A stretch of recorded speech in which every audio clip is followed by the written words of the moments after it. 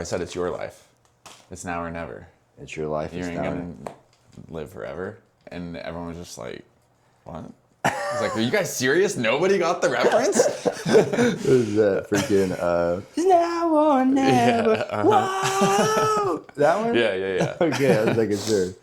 That's the crazy thing about like growing older and truly like recognizing the younger generation doesn't get the references. And you're like, wait a minute, I'm becoming one of these old heads. Yeah. Like I reference Pokemon from time to time. And people are like, what? No. But Pokemon actually stretched like 3 generations. Yeah. It's pretty crazy. Okay, let's get it popping here. But I will say that Pokemon did change my particular life because playing a video game, you wouldn't think that it would have the impacts on your mind it would.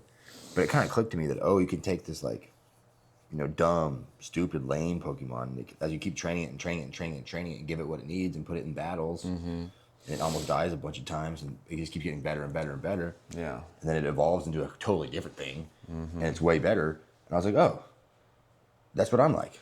So early in my life, I realized that I was a caterpillar and that if I can keep training myself, that I'm going to go into the cocoon and then eventually we're going to be butterfly mode. Being a hard-ass butterfly. Yeah. And I know people love to talk shit on video games, but like they're, especially like consciously like that, like there's a lot of problem solving and strategy and dedication and consistency. Like they had a meeting at my school for anyone who's interested in playing sports in high school, including esports. Let's go. So we go play Call of Duty in high school. Yeah, I'm a pro gamer.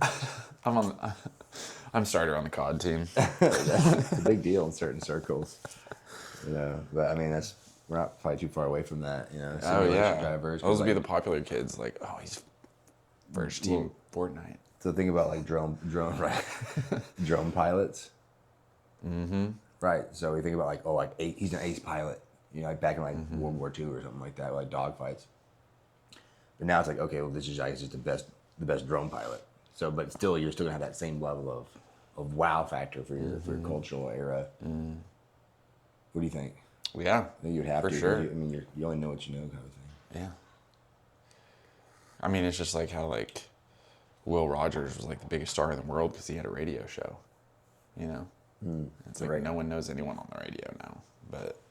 Yeah, radio show probably wouldn't do you a whole lot nowadays. I have got 3 monthly listeners. Whereas the freedom to information nowadays is just crazy. Like I see, like you can like me today, can straight upload this podcast and have worldwide access on Spotify and YouTube. That's crazy. Pending they don't ban or bar. That's what I was gonna say, or shadow ban or blacklist anything. You know what I mean? Oh, it's definitely an inspiration to actually use your voice and do something about it because it seems to be that whatever is just spread seems to shift the landscape. Well, it's like you were saying before with medical licenses, how like, who are you? Why do you get to decide that I can't have this? Are you some special kind of human, you know? And it was like that with information before, where only certain people could like get their message out. Or read the Bible. Yeah. The Catholic Church wouldn't release the Bible. Like, why wouldn't you release the Bible? like, what is the logic? I guess back then they're thinking if you give this power to people who don't know how to wield it. Well, and that's a big part of. Well, it's also improperly wielding it. You know, like it was illegal to teach slaves to read in the South in the 1800s. Same kind of thing, because it's like once you get someone knows how to read, you can't. Good luck keeping them in a pen, you know? They're going to start having their own ideas. Yeah. You read Frederick Douglass's book? Read part of it. Same. I read enough to be like, wow. You gave it to me right before I started teaching it. Or you like mentioned it to me last year right before I started teaching it. And I really know nothing about Frederick Douglass. I live like a block from the high school, Frederick Douglass. Well, it certainly inspired me. Talk about a no excuses kind of a guy. You're hustling, dude. Yeah. That's where like, a lot of the like race talks today in the country are just like, man, Frederick Douglass would be turning over in his grave right now. Well, I will say, you know, coming from a lineage that's coming out of pretty profound genocide, you know, my dad, my grandfather, and so on and so forth, they didn't play that. They didn't play none of that. Not for a second. They were just good. Coming out like my dad. That's the reason he wired it in. It's like there's two ways you can go. Either these people tell you what to do, or you're going to push back the opposite direction. And the natives that lived, some of them got pushed into that mind frame of like, you know, colonialism and thinking how you're supposed to think, you know, whitewashing, and some of them did not. So the Chickasaws, it was unconquerable, never conquered. We never actually got conquered. That didn't happen. We saw what was coming early, and we made the necessary trades to get a gigantic piece of land and all of the rights and reasons to create the booming empire that we have. So the attitude of like us being truly like whipped and defeated, that never actually happened because we didn't go into all out war with the Western society. And you know, part of that is just, you know, having a culture of like seeing what was coming. You know, I think that was definitely part of it. But that attitude of like the OG native warrior, like, yeah, no, we're not doing that.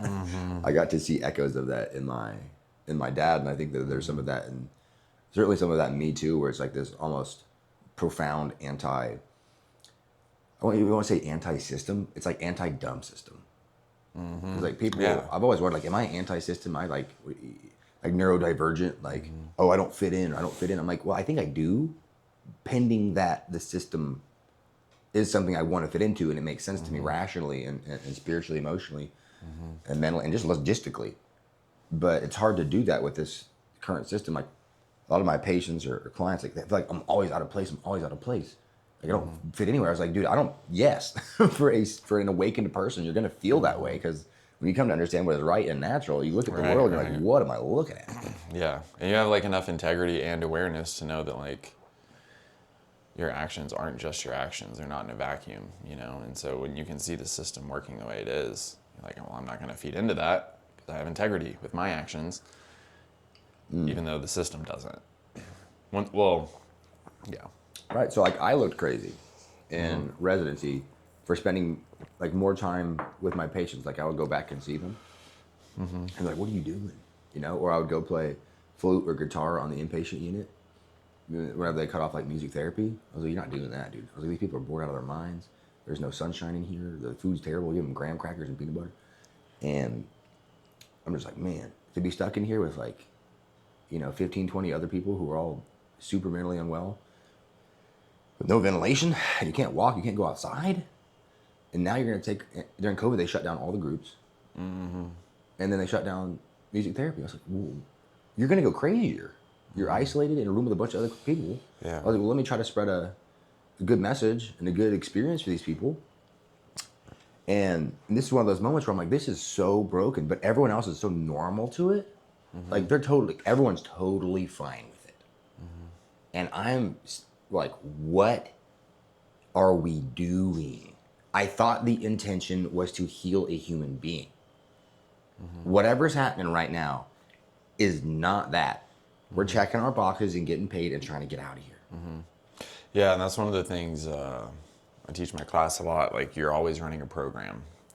And if you're not running a conscious, intentional program, you're running an unconscious, unintentional program, right? That's the legends and that's someone else's program, right? Yeah. Either your ancestors, your parents, your boss, you know. And so in that case, it's like that's where so many people like they are pretty much giving up their autonomy and becoming a vessel for that system, right? They're just another piece of it because they're giving up their free will, and they're just like, yeah, well, this is what we're doing. And they're not having when you take away that self-reflection piece of what am I bringing to this situation, now you've detached yourself from the situation, right? Like there's a command and then you do it. Yeah. You cease to be an individual essentially at that point. Like you're not a slave, but like you're not an autonomous individual either. Yeah, well, it's almost like I don't even know what you would call it. It's like an unintentional slave. Like you don't even, so that quote, the greatest prison is the one for which you can't see the bars. Right. Well, that's why I would describe most people are living. They don't even know that they're a prisoner, but that's because the people who orchestrated that have done such a good job. I deal with that at school all the time, Yeah, what's it like dealing with some of these kids who've... It's not the kids, honestly, it's the teachers. Because where it's like, what are we doing? Like we'll go to the meetings and teachers are all just upset about this and about that. And it's like, I thought we were here to like teach kids. And we're like worried about hall pass procedures and like all of these things to get some like sense of personal control. But I think that's where it stems from. They want that personal control because deep down they know they've given it up because they're just like, they've given up their autonomy and they're just like, oh, I just fit in and I do what I'm supposed to do. And then so they grasp for those little ways to feel like, oh, I still have control because they know unconsciously. Yeah, so it's coming out in weird ways. It's like you're looking at someone's unconscious motives, like why is this person like this, and they have to like rule the room. Same thing with like surgeons in the OR. Like what's with this, like I get that you need to get stuff done and it's an intense situation, but whatever you're doing right now is way over the top, guy or girl, because some of the women surgeons are the gnarliest, straight up. Yeah. Just abusive to everybody, and like it's bad. And I can't imagine. it's a show. Like you could just tell that, oh wow, this person like has such a profound desire for control and to look a certain type of way. The ego is just ridiculous. That it is. It's just, I don't like the word toxic nowadays because, but my God, when you're in the presence of it, I'm like, is this really happening? Yeah, well, to be high performance in that environment that, as you outlined, was like pretty detached from its original purpose. It's like we're just following procedures, not focused on the outcome, right? Or like the steps to get to the outcome, which is healing the patients, right? We're focused on like, billing or COVID restrictions, Logistical whatever things. it be. Yeah. So to be high performance Admin. in that, your personality now becomes like that, right? Where it's maladaptive. And so the way your interactions, and this is one thing I learned as a teacher a lot, because as I get frustrated with my class, like, why are you guys doing this? I'm like, they're just mirroring it back to me. If they're not focused and clear, that means I am not clear enough, Yes, it's the same. Yeah, it's the exact same thing. So whenever you're with a patient or a client, and this is crazy, the whole mirror neuron system is so real because these people are literally experiencing what you're experiencing. So I think it was Ramachandran, I believe. He does an excellent TED Talk for those who are interested in a further dive in the mirror neuron conversation, which I learned about in medical school. But so essentially, like what made human beings like dominate the landscape is like monkey see, monkey do, So not all creatures can do that. And if I watch somebody perform a dance sequence, I can then go perform that dance sequence. Like I can code myself. And the depth of this, we cannot begin to understand. I was going to say, that just reminds me of what you said infinite. yesterday about how like you can think about yourself doing curls and you start gaining muscle, right? That placebo effect. Yeah. That one's, you think, therefore you are. So your capacity to think is very, very strong. Now you're thinking whether you want to think or not. And it's also, you're thinking without we think mind thinking.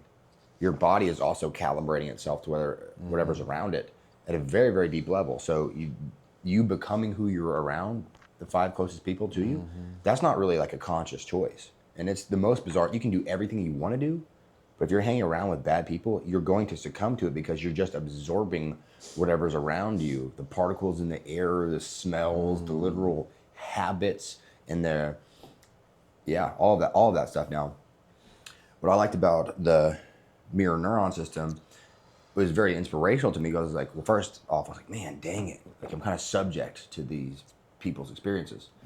And just I'll add this in here. So what they did was they did like a peripheral nerve block in the brachial plexus. So you put like lidocaine in there, so it shuts the nerve down, so you can't feel your arm.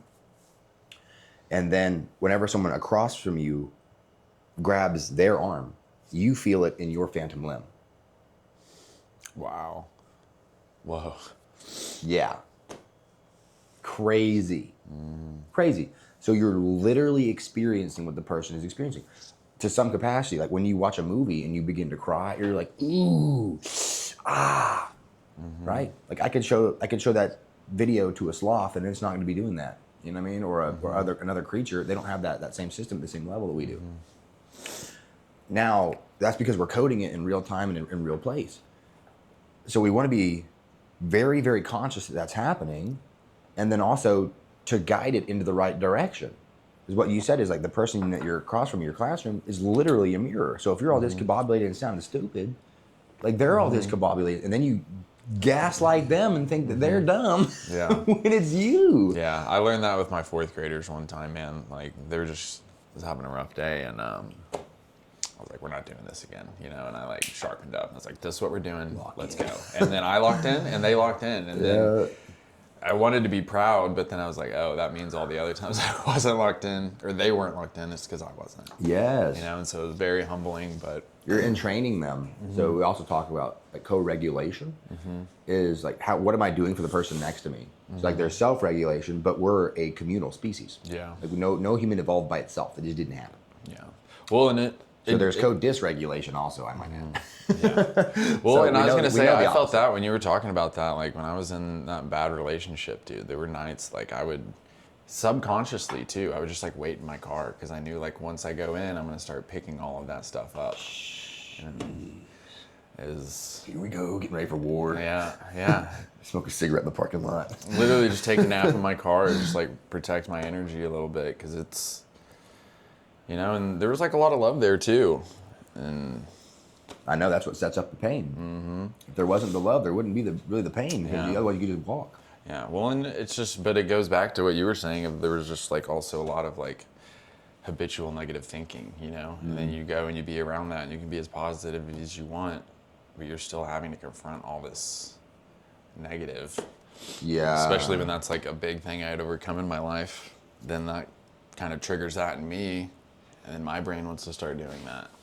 So. Well, that's why you want to keep your relationship on the ultimate foundation. So I've done a lot of couples therapy for people, and I've talked to a lot of people after divorce, going through divorce, pre-divorce. I've also saved a lot of divorces, which is nice. It's like, wait, we did it. And it's crazy. The ones you think that'll never make it, like they pull it together and you're like, what? Let's go. Great And the people that you think got it, just self-destruct. What? Now, what were we talking about before that? Mirror neurons and. There was a point that I was trying to make here. Oh yeah, the foundation. Like if your foundation of your marriage is good, then it should always be baseline stability. Now the hardest thing I see is people like trying to bounce back from like adultery or like cheating on each other or like outward lying or pornography or alcohol hidden and things like that. And the woman or the man gets so wounded, but they still love the person so deeply. So it's kind of like you have a smoothie machine and then you have a couple shards of glass in there. So like most of it's good, and then like something just like stabs you out of nowhere, something super triggering that flashes you back to that event, and now you're like bleeding all over again. So it's a very like delicate situation where the only way that you can heal that is just to have a tremendous amount of love, and an IFS is what called like bringing your idealized perfect self to the wound. In Christianity, you bring Christ to the wound. The only thing that's going to get that glass out of that smoothie is for you to, I'm talking, lock in and heal the glass, and just understanding like, yeah, this was a thing that did, human beings do this, and access a level of forgiveness that is beyond what you can fathom, because it really hurts at a physical level, like betrayal and disgust and resentment. That's what JP used to say is, if you see disgust on your partner's face, you're in big doo-doo. Because when you're now activating their disgust circuitry and they're rolling their eyes, like eye rolling at your partner, like meaning it, like there's one thing like to do as a joke, you know what I'm saying? Like, oh, they say something stupid, it's like kind of a cute, whatever. Yeah. But when you're like, oh, here we go, this again, you have now activated, it's not like indifference, it's rejection, get me away from this at a deep level, like you're furrowing your face. It's like you just smelled a turd, and now you feel that way around your partner. Like, oh no. So surely you don't want to connect or heal through any of that, which brings me back to that co-regulation strategy. If you're always co-regulating with your partner, it's how can I show up and give to this person? And with that mirror neuron system, if I'm always showing up, how can I give this person? They are then going to pick that up and then always give back to me. So we're always giving back to each other. Yeah. So one of the main failures I see in relationships is people are like, well, my partner doesn't make me happy anymore.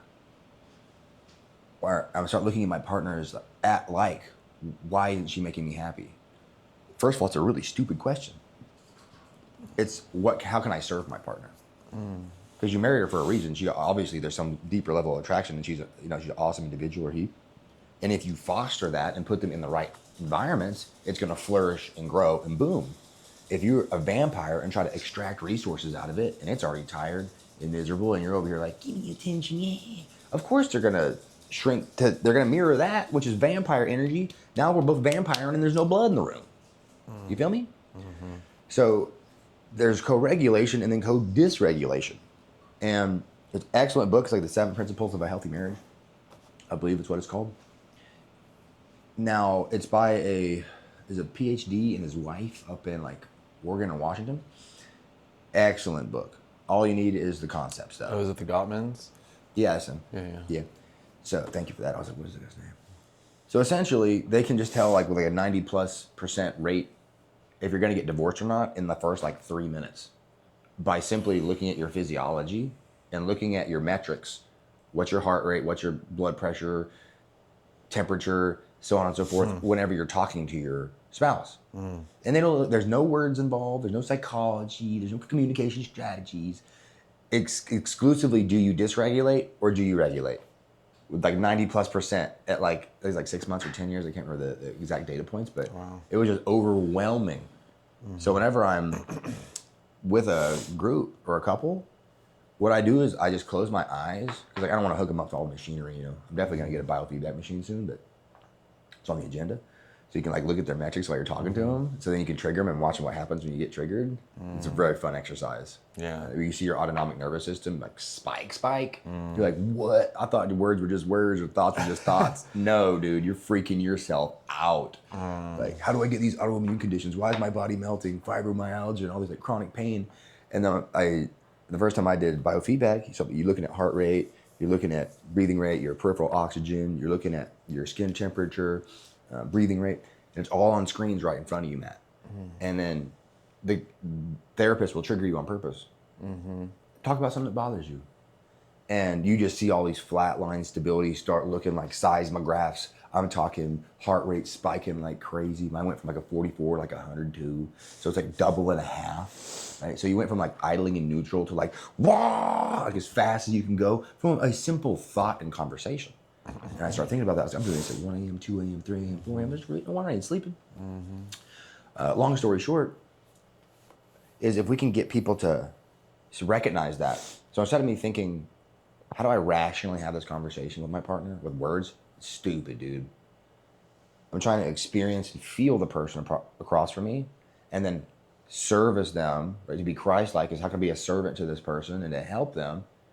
And then they're going to start to regulate and feel better. And now they're abundant, right? So if we're talking about fruits, that means that you're spiritually abundant, which means a tree that is doing really, really well puts out big fruits, obviously. A human being that is doing very, very well puts out all kinds of great art, expressions, just fun to be around. And that's great, but you have to be the gardener for them. And then they'll turn around and do that for you. With that co-regulation strategy, instead of us breaking each other down, we're building each other up. So I always tell my people, like, there's two ways that you're going to go. You are either going to mirror each other up, we're getting better and better and better each day, or we're going to mirror each other down and get worse and worse and worse each day. Yep. And the whole like, oh, we're going to stay the same thing, that doesn't happen. I'm sorry, but you're aging. Dude, that's the biggest thing I learned from graduate school. There's no such thing as equilibrium. You're either growing or you're dying. I learned that from my economics professor talking about like cities' economies.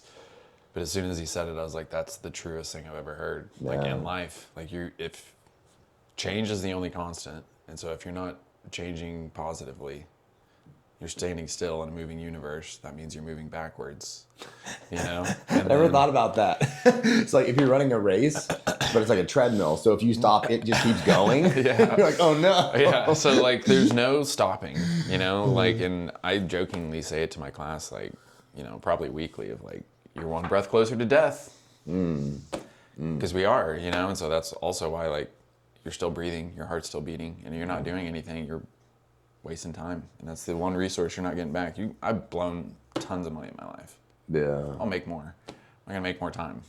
Amen. Amen. know? That's why I'm thankful for the access to information that we have, because at a young age, I got to hear that so often from a bunch of really wealthy people.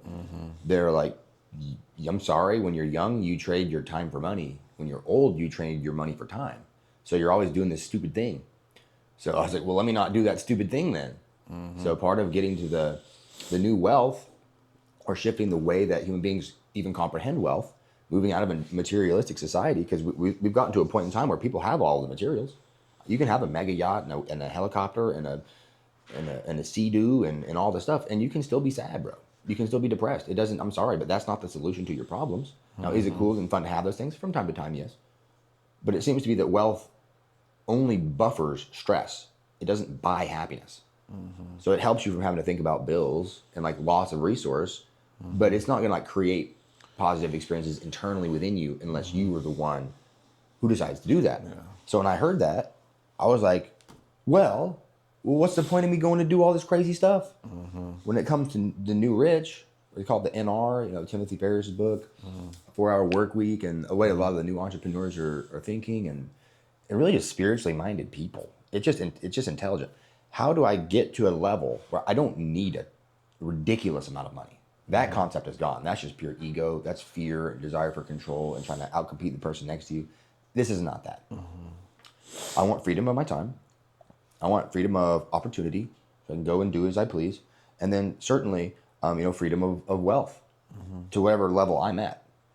And that, to me, is the highest level of wealth. Because I can give away my time. I can give away my knowledge. I can just pop up and go wherever I want and do whatever I please. And it's all God-centered. It's all excellent work. It's not like it's weird stuff. You know what I'm saying? Versus like I have to be rushed and pressured to go everywhere. And then you miss your whole life doing that.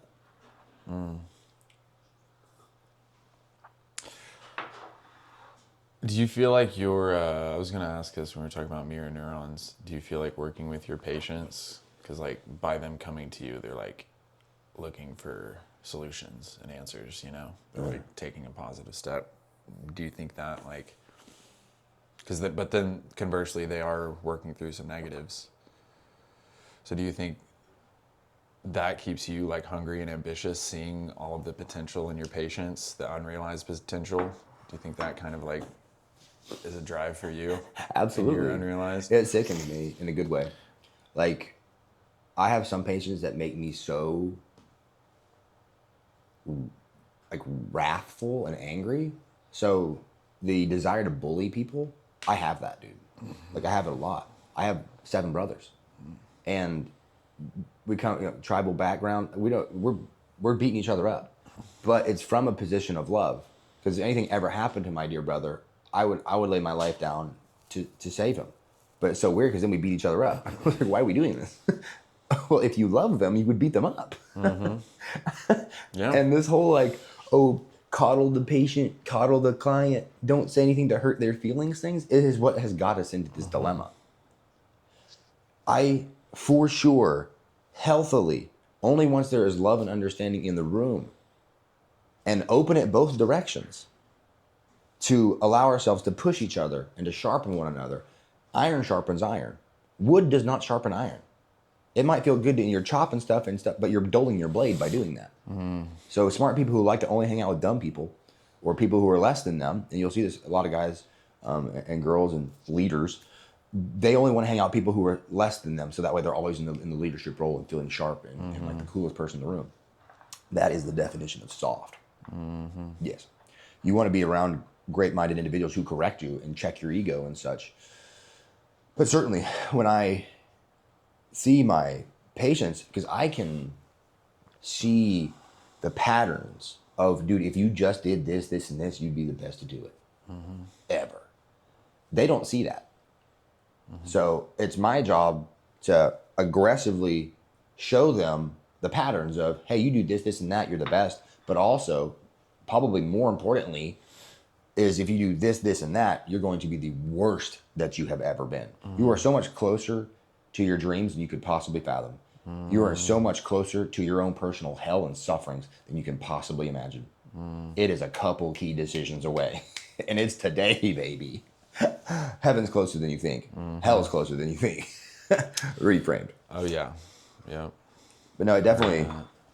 So one of the reasons I am the way that I am is because I have conversations every day about, adultery, about healthy use of drugs and alcohol, medicines.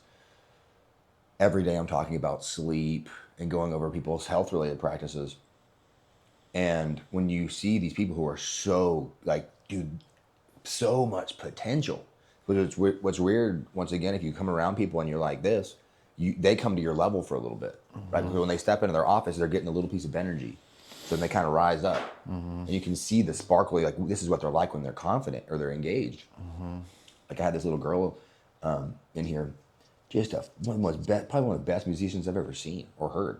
Just absolute genius. But she's like in some tiny little town, so like it's rough out there for a genius. You're stuck in the middle of nowhere, Oklahoma. Yeah. And I was like, okay, well, therapy could probably do something here and talk about it rationally, but I don't think that's what the child needs. Busted out the guitar, baby. We just, she was playing the acoustic, I was playing the electric, and we went in on that System of a Down song. Nice. And she picked it up and I taught it to her, and you could just see this magnificent energy come up and out of her of like confidence, because I hurled myself into it and was being stupid. Not stupid, but like there's a fearlessness about it, and then you inspire the person next to you to also be fearless. And then she caught that wave and she was doing it. I was like, oh my God, glorious. And dude, she was absolutely glowing coming out of that versus like, and from then on out, just absolutely, there's some ups and downs here and there, obviously, because if you're not there to co-regulate and they're around people who dysregulate them, which is oftentimes their family members, then you're gonna have some of those low pits. But once you inspire greatness in the person, that voice is in there. So whenever you get to the really dark place, that voice of light is still in there. So they'll never hit that. You know how you felt. You'll never forget how you felt that time. They'll never hit that low again. Yeah. So trying to always inspire that voice within them, probably the first things I go to, because everyone's gonna go through hard stuff. I'm sorry, but life's just not that different between us. Some people have that internal monologue or dialogue, or there's a spirit in there of like, hey, no matter what happens, we're gonna figure it out, baby. That's a learned and understood. Like you have to develop that or experience that. And some people just and train it too. Like.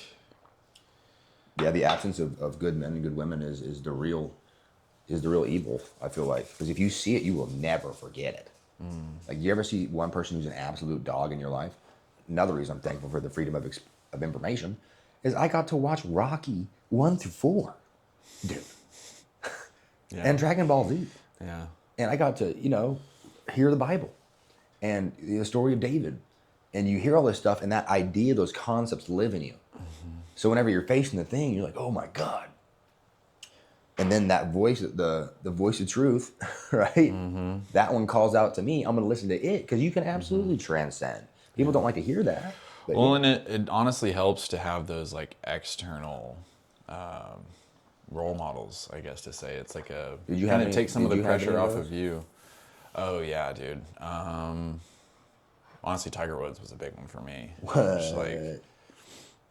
That's so crazy. I've never heard someone say that. Dude, He was a dog though. I said we didn't watch golf like that. Yeah. Well, and I mean, no one really did until Tiger, but he started taking over, and like really 2000 was like the greatest golf season ever, and I was 7 years old, and like started playing golf when I was like 4. So it was like, and he just he has a ton of aura, so it's like, this guy's cool. And this was his pre-scandals. Yeah, and it was like right after Michael Jordan too, so he kind of just like picked up the torch, but in a different sport, and like especially in golf, and it's like, to have swag in golf is rare. Yeah. So Tiger was a big one, because he just like changed the game too. Like his mentality was. They had to redesign courses. They redesigned golf. Like he completely changed the entire game. Really? Yeah. Man. Yeah, the Masters, because he was just cutting all the corners. So they like moved all the tees back, added bunkers, added trees, cut down trees. Like it's called tiger proofing. They like tiger proofed a bunch of courses, because he was winning tournament. He won the U.S. Open by 15 shots. Like what? 15 shots in 4 days. That's against insanity. The best golfers in the world. That's like, crazy. I did not know that. And golf too, because like I'm a really good golfer, but like the difference between me and a pro is light years, Yeah, I've heard this. The difference between the best golfer in the world and the 100th golfer in the world is like 1 stroke. Yeah. Or 2 strokes. So that is its absolute insanity. Yeah, and I mean, I've seen some incredible golfers in my day who like will never sniff the tour. Yeah. I mean, I guess any sport's like that. Like, I've seen some hoopers like that too, but it's just golf's a little bit different because was Tiger really in the philosophy game? Because I haven't heard him speak and such. So I guess yeah, like, I mean, for me, like my mindset was he was raised in like a Buddhist household, and his dad was like really hard on him, and like that was his whole thing was he was just mentally because that's why golf the margin is so narrow because it's the ball's just sitting there and the cup's just sitting there. It's not like basketball where like there's only so many people who are that fast and can jump that high. it's a mind game, and a body game, and timing. Golf is just all Discipline. mental, Yeah, and it's really just nerves. Yeah, because then you get calm. Like you don't see a bunch of people out there drinking, caffeine out there on the golf course. I guess I guess the tobacco kind of grounds you. Yeah. But alcohol is usually what you see, which just helps you relax to be able to play better golf. Yeah. But then it's a slippery slope because then people get drunk and then they right. Good. Right. So Tiger Woods inspired you in what way? Just his like, just that focus and relentlessness, like. And calm. Yeah. And probably a little Buddhist influence. Eastern influence, it kind of gets. Well, and it was just like an embodiment thing with him too, kind of like you were saying, like the regulation. You can just see like no one was focused and confident like him. No one carried themselves like that. He was locked. He struck fear in other grown men. I mean, it's just golf, so it's like silly, but as a kid, you're just it's like, not. Yeah, that guy's different. Yeah, he's built different. So he was one of them, but dude, honestly, Braveheart. I remember watching Braveheart like on my like curved screen, like wooden paneled TV on the floor in my first house growing up. Well, that's good. So, dude, William Wallace was like. And for those who have not seen Braveheart, I watched Braveheart for the first time in my life 2 months ago, and I've never been the same since. It's like to watch it as an adult though. Dude, I rewatched it as an adult because I really did watch it a lot We should have a as a Braveheart kid. party. Yeah. I'm gonna paint up. They're doing the Scottish festival. Yeah, we gotta go. You gotta do it, McClure. And then Thompson. For the clan. And then my other brother. Yeah, and then Zach McBride. Dude, I would, I've wanted a kilt for a minute. I would rock a kilt. Yeah, for sure, dude. I want those gigantic swords. That's gonna be my new I want a ridiculously big sword. The nice. only way to swing that is to be stupid strong. And your forearms gotta be just like, you know what I mean? Oh, yeah. A Claremore, the idea of having a 6-foot longsword on the battlefield, like, 'cause it's one thing if you swipe down a couple people, but to be out there all day with that thing, that'd be sweet. Your forearms are gonna have to be crazy. You'd be a monster. See, I definitely think I'd be more of like a dagger kind of guy, like Assassin's Quick with it. I can see that. Yeah. Hit him with the somersault. Not me. I'm going straight to the point. Yeah. I'm gonna hit you so hard that I'm gonna break whatever you're holding on to, and that is the Scottish mindset. Yeah, hammers and big axes and stuff is kind of funny how you see different people kind of develop and Dude, have you seen The Patriot? Yes, I have. Okay. Yeah, Mel Gibson's been on it, dude. Yeah, that's what I was gonna say. I feel like because that one's a lot like it's basically just American Braveheart, but there's like the familial aspect because he kind of only has like the wife. Well, I guess I think he like maybe gets someone pregnant. It's been a while since I've seen it, but he has like a whole family in The Patriot, and it's just The Patriot, so it's a little more relatable, right? More modern, but sure. Keep talking. I'm gonna go. How about you turn off the hair dryer? We're getting ready for church. Well, there's something I was gonna say. Will you close your door, Ivy? When it comes to Braveheart, because even he got to travel, didn't he? Yeah. Yeah, he was a wandering man. So the concept of the one who leaves and goes to hear a bunch of other stories and learn a bunch, and then brings that information back to his people, and then to unite them with the wisdom. Because like there's certainly echoes of Christendom and Christianity in Braveheart, right? Yeah. So like, but he also like traveled to like the William Wallace, he went and did tours around the Mediterranean and saw all the stuff and learned all the things and then brought the education back, right? I don't know. At the beginning, he said that he was like okay. on tour learning stuff. Okay. Well, it really just comes back around to Yeah. you get enlightened or you understand information and then you bring it back to the people who don't have it. Yeah. So- Well, in general, it is an acknowledgement that we don't have the information, you know? Like, you have to have that humility that, like, you don't know everything there is to know. And there's a lot of people who know things you don't, you know? And then the requirement. You got to go search for it. So right now, I did a whole conversation that I uploaded about conviction. And I'd only heard that word in the church. Then later on in my life, when you're convicted to do something, that means, like, I don't think you get this. It's got to happen. You don't have a choice in this. It's happening. Right. You're So convicted. That's like Tiger Woods. My guy's convicted, right? Sylvester or Rocky, convicted. William Wallace, absolutely convicted. And that's how I've been feeling as of late. And I think certainly part of this is part to have a child. Like, it's not a game anymore. You know, I mean, it is a game and a fun one. But, like, you're gonna want to play though. You know, you're gonna want to play. You don't be sitting on the bench. So, to build that conviction, to dive into, like, what's the worst case scenario? Like, what happens if I do nothing? My favorite questions to ask my patients and clients, dude, and my friends. What happens if you don't do anything about this? Thought's a tool, dear brother, dear sister. Use it. So go down that pathway.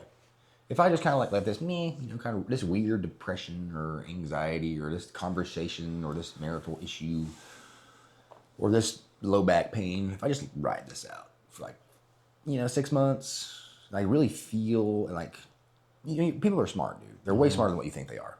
But people that they won't do it, like, oh no, I can't think about that. So yes, you can.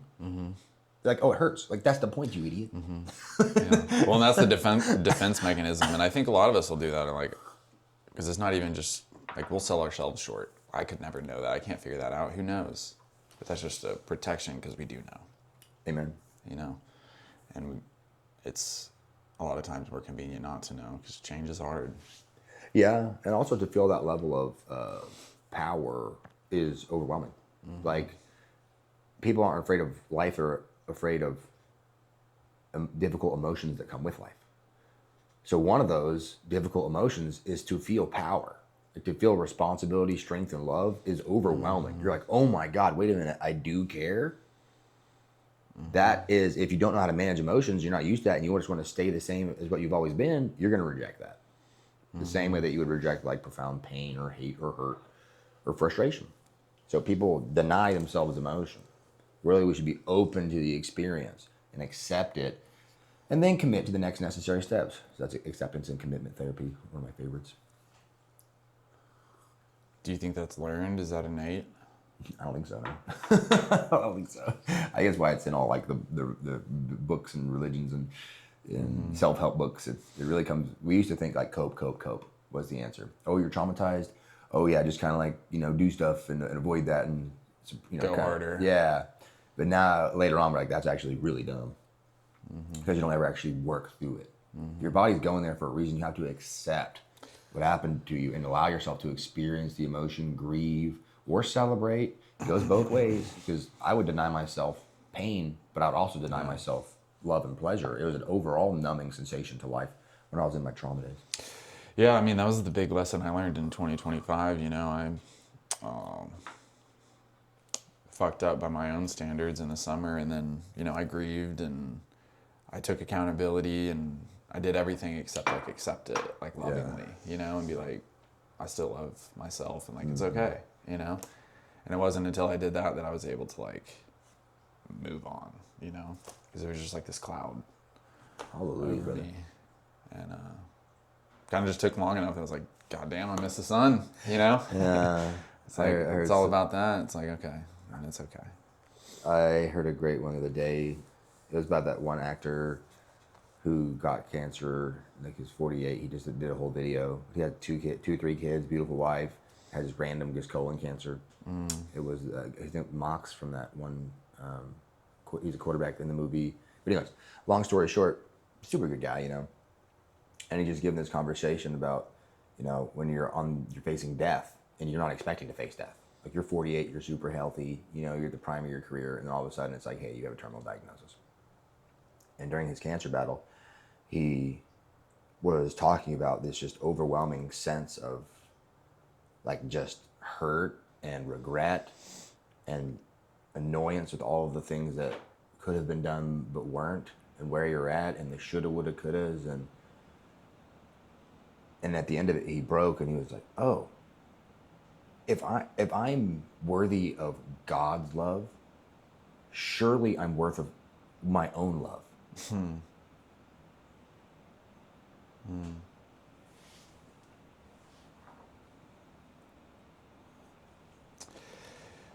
Yeah, last night we were kind of talking about accepting death on a similar note, and that was one of the things I was thinking, because I was meditating on it before we were talking about it, and it's like, okay, I'm gonna die someday. One thing that won't happen is I think like, oh, I wish I would have done that, or I wish I would have gone harder with this or that, and I've been really blessed this year. That trip to Costa Rica helped a lot with like, so one of the things, and I thought this too when you were mentioning how like, what would happen if you do nothing, you know? And I found myself stressing about a lot in Costa Rica while we're on the beach.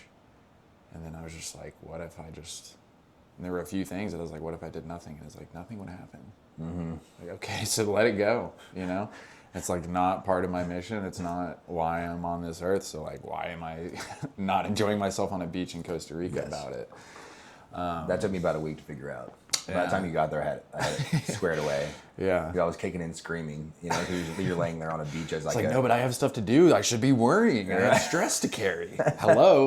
Like, I can't just not be stressed. I'm just a busybody white guy. I was like, I got to be doing stuff or I'm not okay. You know what I mean? Business, opportunities, and then I'm just laying on the beach and you can just feel your body's going, and then, you know, God just talks. He's like, what are you doing, man? Dude, and I have that little moment almost every night when I go to sleep where it's like, oh, you sleeping really right now? And it's like, yeah, actually. It's okay. Like, nothing's going to be wrong.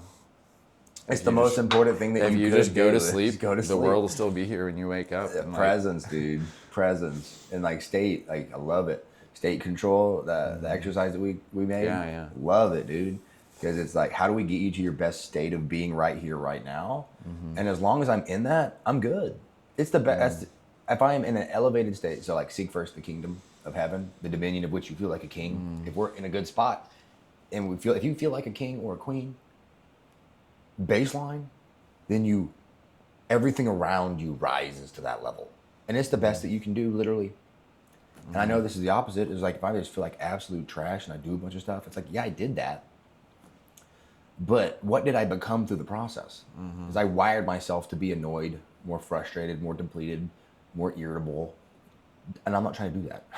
Like those days I've done enough of that. I'm trying to unwire that, actually. Yeah, I heard you say that in Costa Rica, which, I mean, obviously I've heard it before, but I've just been doing a lot of reflection, and I just needed to hear it at that time, I guess. But to seek first the kingdom of heaven, you know, and there've been several days since then where like I'll just be in the bed, normally waking up, you know, and you kind of have that, I'll just lay here for a second, or, you know, just not attack my day. And then I'll have that thought, and it just like will get me out of bed and do that, just get that first turn of the wheel, you know. And then you got momentum, and it goes back to that, you either growing or you're dying, you know. And you just step on that growth path a little bit instead of just like sleep's the cousin of death, instead of just like staying in that bed.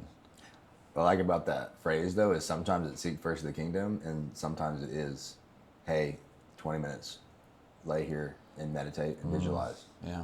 And that's been a great kind of metric for me, because it's weird. You always know. The more connected you are to the truth, because you used to be like, oh, it's got to be 7 a.m. every day, cold shower, every single day. And if it's not, you're a piece of shit. You know, I'd just be destroying myself. I didn't do it. And we messed up all day. Oh, I was 15 minutes late on my morning routine. Like, I'm scum, I'm trash. You know, the day's ruined. It's like, dude, you're so. What if you needed that? And I'm terrible at this, dude, because I've lived such a regimented, forced upon me life where I got to be at school this time. You got to have these books, these tests, and residency, and trains you to ignore and shut down all of your signals and your connections to like your body and your mind. You don't. Like, I'm literally taking a shit whilst like trying to eat a meal and send emails and you're studying and organize too, listening to and looking through the pager to make sure I got everything, looking through my notes. It's insanity. So like the odds of you being able to connect to yourself and hear the voice of truth, like you're not even close to. So my baseline is to do that, but then I dysregulate myself. and like remove, this disconnecting myself from God. Okay, always the terminology I'm trying to reframe for people from a scientific standpoint.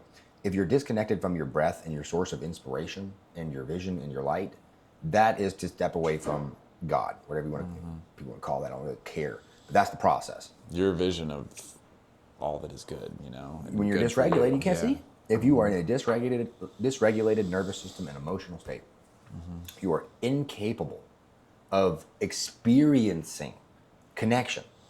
And this is why I never succeeded in relationships previously, because I was always dysregulated. So I couldn't connect with the person across me. They would be like happy, like, "Hey Benjamin, you look great, dude. Looking big today." You know what I'm saying? Like best compliment you could hear. And I wouldn't feel like any of that. I think it would be the opposite. Like, is this person making fun of me or Now something? you have some dissonance and discord. So it's feeling kind of crazy in general. Okay, well, we can certainly wrap it up. I had a great quote here that I want to close with. We're on that discipline train. But one, let's not get it twisted, one must have the we got to get up and go kind of an attitude. I would rather build that than to sit and be slow. Like a good friend, Eric Stevens, told me, he's like, man, I'd rather have too much gas than not enough brakes. Because otherwise, you not like what you said, not moving at all is more dangerous than maybe going a little too fast. What do you think?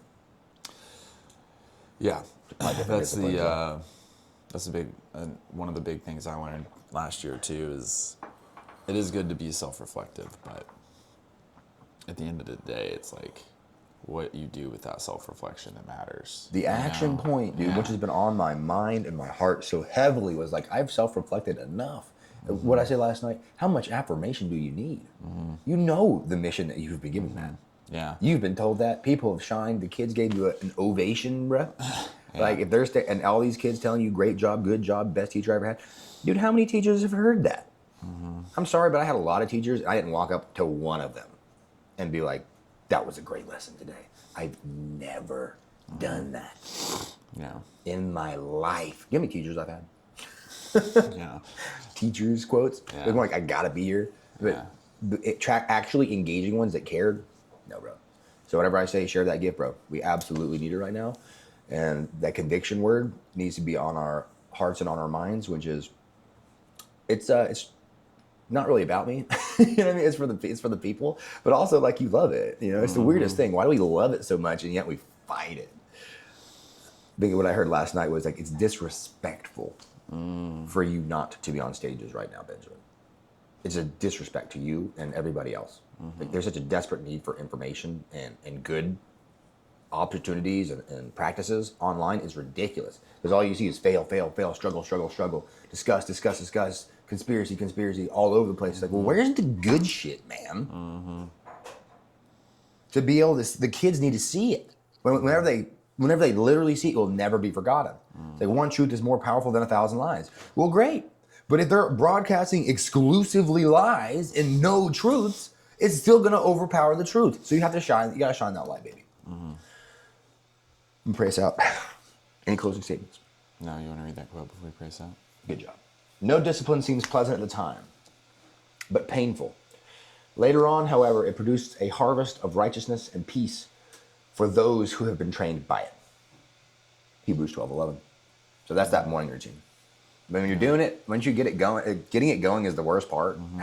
But once you have it, the fruits of having a good sleep cycle, because you should be waking up around the same time every day. What's with this whole like, that I feel crazy every time I wake up? Like, no, it should be like a regular practice. So when I'm always up at the same time, I can then predict my day and what I'm going to do. I have time to do this and that and create flow. You cannot optimize anything that's not organized. So that discipline helps you organize some stuff. Yeah. Well, and that discipline, tying back to the self-reflection piece, because it's, I'm a big introvert and I do a lot of internal processing. And so I've had to like become disciplined of like when I need to set time aside because I need to do it, but I also can't let myself do it all the time because I'll get off my path of action. And so part of it, and the sleep cycle too, because that's been a struggle for me. And so doing my self-reflection at night, once I've done all my action, and then it's like, okay, how'd you do today? And then you go to sleep on that, and then you wake up with a hunger to fix what could have been better and keep building on what was great. Yeah. But when you process it, then you wake up and you're ready for another meal. Like spiritual bread. Let's go get it. Same thing with food though. If you have indigestion, which means your body's kind of digested but not really, you're kind of like nauseous and not hungry. Yeah. I think the same thing can happen mentally, emotionally, spiritually. Yeah, like you eat a big meal right before bed. Don't process it. You're gonna wake up and Right. All right. Well, I want to say hallelujah and blessings that we're here on a beautiful Sunday, sharing a good message. Let's stay tapped into a good frame, regulation, grounded, all the above, and just to start to share the mission and walk around with that conviction, which means let's absolutely get it done, but in a peaceful and loving way. We're not chasing success. We are success. Yeah. And that makes it easy to share with other people. The fruits that we produce are for the people who walk past us. They're not for you. Because we're abundant. We're just giving it away, man. Just like a peach tree. Here you go, dog. Here you go. You hungry? Here you go. You get it too. And man, I don't know if you ever walked past a fresh fruit tree and you're hungry. You're like, let's go. And just continue to bless Matthew on his journey as he does that, man. He's got quite the voice and the training and everything is lined up. Let's knock it out. Amen. Amen. Amen. You. I'm lit up. I'm lit. Yeah. That's a podcast.